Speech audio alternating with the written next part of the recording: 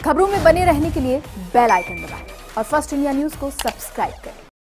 और अब शुरू करते हैं संभागवार बड़ी खबरों का सिलसिला और सबसे पहले रुख करते हैं कोटा संभाग का और यहां की बड़ी खबर बता रहे हैं सहयोगी खबर S4। संसदीय क्षेत्र के दौरे पर लोकसभा स्पीकर ओम बिरला ने आज कोटा जिले के 2 विधानसभा क्षेत्रों लाडपुरा और सांगोद का दौरा किया। बिरला ने इस दौरान दूरदराज के गांवों और कस्बों में जाकर के खासकर उन परिवारों का दर्द बांटने का प्रयास किया जिनके मुखिया या फिर जिनके किसी परिजन की कोरोना काल में कोरोना के चलते मौत हो गई। इस दौरान बिरला ने खासकर उन परिवारों के बारे में विस्तार से जानकारी हासिल करी जिसमें परिजन या फिर परिवार का मुखिया या फिर परिवार का कमाने वाला सदस्य कोरोना के चलते मौत का शिकार हो गया। बिरला ने ऐसे परिजनों को ढांढस बंधाते हुए उन्हें हर संभव सरकारी और गैर सरकारी मदद मुहैया कराने का भरोसा दिलाया। लोकसभा स्पीकर का दौरा कैथून के गौतम परिवार से शुरू हुआ और बाद में सांगोद के कई गांवों तक लोकसभा स्पीकर लगातार घूमते रहे।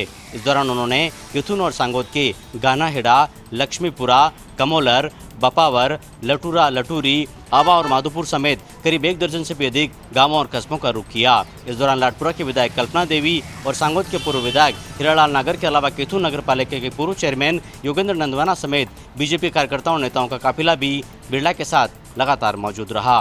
बिरला ने इस दौरान इलाके के लोगों को इस बात के लिए भी आगाह किया कि कोरोना का खतरा अभी पूरी तरह से टला नहीं है और इसीलिए मास्क लगाने के अलावा सारे गाइडलाइन के बिंदुओं की सख्ती से पालना करें। और चलिए अब रुक करते हैं बीकानेर संभाग का और यहाँ की बड़ी खबर बता रही हैं सहयोगी लक्ष्मण गौर। उच्च शिक्षा राज्य मंत्री भंवर सिंह भाटी अपने गृह विधानसभा क्षेत्र कोलायत के दौरे पर रहे। इलाके के लोगों को उन्होंने एक सौगात दी। दरअसल वर्षों पुरानी लंबित मांग थी कि क्षतिग्रस्त सड़क की मरम्मत करवाई जाए। मंत्री भाटी ने रणजीतपुरा से ओसिया तक इस 28 किलोमीटर सड़क के नवीनीकरण के कार्यों का शिलान्यास किया। 28 किलोमीटर लंबी इस सड़क पर 20 करोड़ रुपए खर्च किए जाएंगे। भाटी ने इसके लिए मुख्यमंत्री अशोक गहलोत का आभार जताते हुए कहा कि कोरोना की चुनौती के बावजूद मुख्यमंत्री अशोक गहलोत ने विकास कार्यों को ठप होने नहीं दिया है। उन्होंने कहा कि इलाके की कुछ और सड़कें क्षतिग्रस्त हैं। उम्मीद है कि शेष 2 सालों में उन पर भी काम होगा। इससे पहले मंत्री भंवर सिंह भाटी ने कोलायत उपखंड पर लोगों के अभाव वियोग सुने तो वहीं बीकानेर में भी सुबह अपने निवास पर जन सुनवाई की। मंत्री भाटी ने कहा कि कोरोना की तीसरी वेव की चुनौती सबको सता रही है। ज़रूरत इस बात की है कि हम अपनी जिम्मेदारी समझें और कोरोना एडवाइजरी की पालना करें। आगे बात करते हैं उदयपुर संभाग की और यहाँ की बड़ी खबर बता रहे हैं सहयोगी अनुपम। बीते दिनों डॉक्टर सतीश मुनिया बांसवाड़ा के दौरे पर रहे। उन्होंने अपनी यात्रा घाटोल क्षेत्र से प्रारंभ की और गढ़ी तक गए। जबकि आज जब केंद्रीय मंत्री अर्जुन राम मेघवाल आए तो उन्होंने गढ़ी क्षेत्र से यात्रा शुरू की और बांसवाड़ा में आकर संपन्न की। इस दौरान तमाम कार्यकर्ताओं से मिले, दिवंगत कार्यकर्ताओं को श्रद्धांजलि दी तो पार्टी कार्यालय में 1.5 घंटे तक चली समन्वय समिति की बैठक में कई निर्णयों पर डिस्कस हुआ। खास बात यह है कि कुल 23 सदस्यों वाली इस समिति में से 21 सदस्य बैठक में मौजूद थे। इसमें कई प्रोजेक्ट पर काम करने के लिए कहा गया है। वहीं कई पदाधिकारियों ने केंद्रीय मंत्रियों को अपने फाइल दी है कि इन प्रोजेक्ट पर केंद्र सरकार यानी मोदी सरकार बड़ा फैसला ले सकती है। केंद्रीय मंत्री अर्जुन राम मेघवाल शनिवार रात्रि में करीब 11 बजे बांसवाड़ा पहुंचे। इससे पूर्व उन्होंने पूर्व मंत्री जीतमल खांट को उनके गांव पहुंचकर श्रद्धांजलि दी। आज सुबह सबसे पहले वो एक पार्टी कार्यकर्ता के घर गए, वहां पर नाश्ता किया। उसके बाद केंद्रीय विद्यालय पहुंचे जहां उन्होंने पौधे रोपे। सर्किट हाउस पहुंचे और सर्किट हाउस में कलेक्टर एसपी के साथ ही कुछ विशेष अधिकारियों से बातचीत की, जिले का फीडबैक लिया और इसके बाद में वे पार्टी कार्यालय गए। बांसवाड़ा में इन दिनों भाजपा नेताओं का कुछ ज़्यादा ही मन लगा रहा है और यही कारण है पहले पार्टी के अध्यक्ष, उसके बाद यूनुस खान और आज केंद्रीय मंत्री अर्जुन राम मेघवाल ने दौरा किया। इस दौरान उन दिवंगत आत्माओं को श्रद्धांजलि दी तो पार्टी कार्यकर्ताओं में इस बात का संदेश भी दिया कि एकजुट रहना जरूरी है। रुक करते हैं भरतपुर संभाग का, यहाँ की बड़ी खबर बता रहे हैं सहयोगी मनोज। भरतपुर संभाग मुख्यालय पर शीघ्र ही 640 गैस सिलेंडर ऑक्सीजन का उत्पादन हो सकेगा। इसके लिए चिकित्सा राज्य मंत्री डॉक्टर सुभाष गर्ग, भरतपुर सांसद रंजीता कोली ने आरबीएम अस्पताल और जनाना अस्पताल में ऑक्सीजन जनरेशन प्लांट की नींव रखी। इस मौके पर चिकित्सा राज्य मंत्री डॉक्टर सुभाष गर्ग ने कहा कि कोरोना की दूसरी लहर में भारी मात्रा में ऑक्सीजन की कमी रही, जिसके चलते काफ़ी परेशानी उठानी पड़ी। तीसरी लहर की आशंका के मद्देनज़र प्रदेश में ऑक्सीजन उपलब्धता सुनिश्चित करने की कवायद की जा रही है।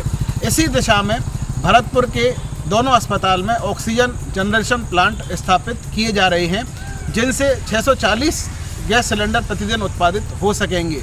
इस मौके पर सांसद रंजीता कोली ने कोरोना काल में केंद्र की योजनाओं की सराहना करते हुए कहा कि प्रधानमंत्री की पहल पर वेंटिलेटर उपलब्ध कराए गए थे। इस मौके पर कलेक्टर हिमांशु गुप्ता भी मौजूद रहे।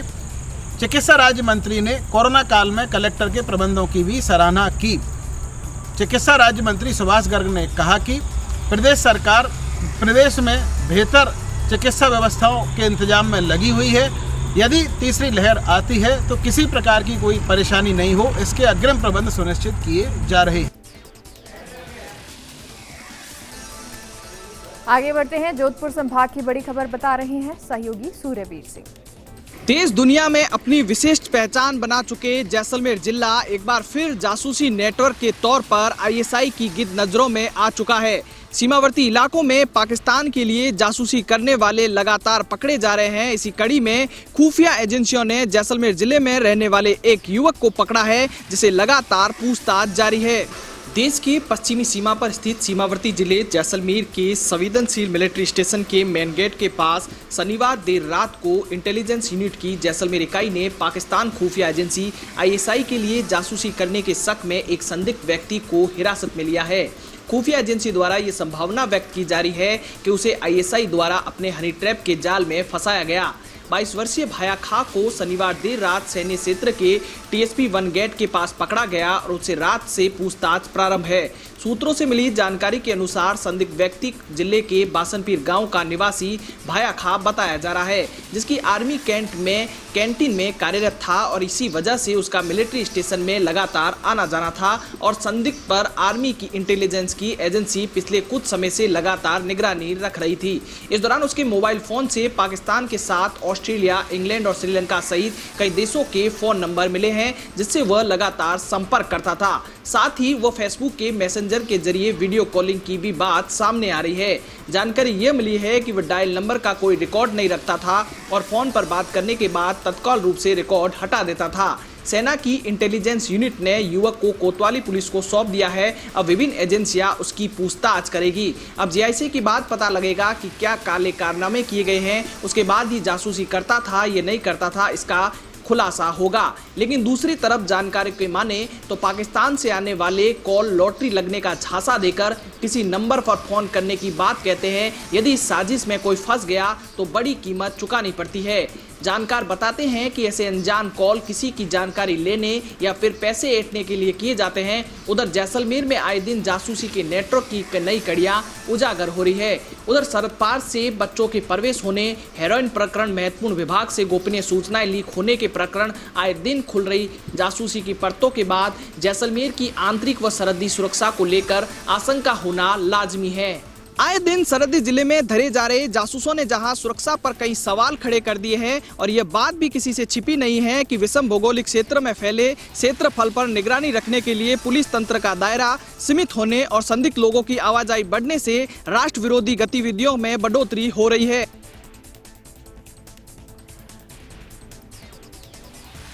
तो ये सभी संभागों की खबर हमें बता रहे हैं और अजमेर संभाग का रुख कर लेते हैं और यहाँ की बड़ी खबर बता रहे हैं सहयोगी यूनुस। बजरी माफियाओं पर लगाम लगाने से जुड़ी खबर अजमेर संभाग की बड़ी खबर।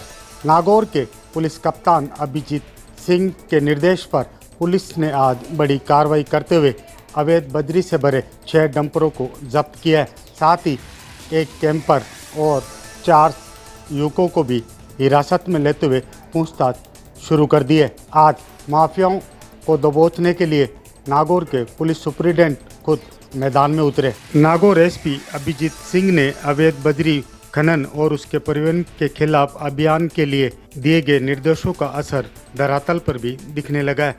खिंवसर के नागड़ी में बजरी से भरे 4 डंपर को पुलिस ने जब्त किया है। वहीं सदर पुलिस की अवैध बजरी से भरे एक डंपर को रुकाना चाहा तो डंपर चालक की मंशा कुछ और ही थी। बजरी से भरे डंपर को चालक ले भागा। खींवसर पांचोड़ी सदर पुलिस ने जब उसका पीछा किया तो पुलिस की वाहन को टक्कर मार दी। पुलिस ने 2 डंपर को जब्त किया है, वहीं एक कैंपर को भी सीज किया है। 4 युवकों को हिरासत में लेते हुए पूछताछ भी शुरू कर दी है। भीलवाड़ा के निकट एसडीएम के वाहन चालक को भी आज वाहन से कुचलने से मौत हो गई। आपको बता देते हैं कि पादुकला क्षेत्र में शुक्रवार रात्रि को बाइक सवार 2 जनों को अवैध बजरी से भरे डंपर ने कुचल दिया। अब नागौर पुलिस इस घटना के बाद हरकत में आई है। सीनाजोरी करते हुए बजरी के अवैध खनन और उसके परिवहन को रोकने के लिए अदालती आदेश का आज दिखा थोड़ा सा नागौर में असर।